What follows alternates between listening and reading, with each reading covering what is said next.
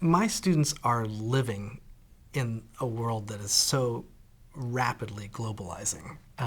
They're experiencing globalization every day.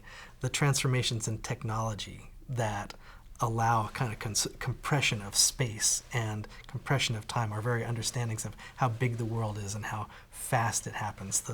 The changes in our transportation capacity to move people, the reorientation of the global economy that's so much more interconnected and interlinked.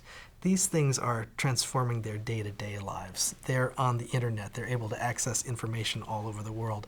So globalization is just part of what they have going on.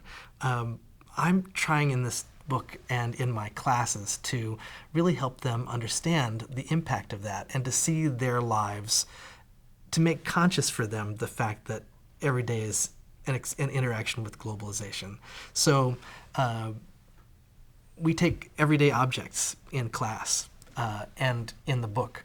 The first chapter starts with a story about Coca-Cola in India, and the story of a Coca-Cola bottling company in a little town called Plachimada, and how the battle over the use of water resources in that small community is in some ways emblematic of the economic processes of globalization. Are we going to use the water to make soft drinks, or are we going to use the water to irrigate the farms?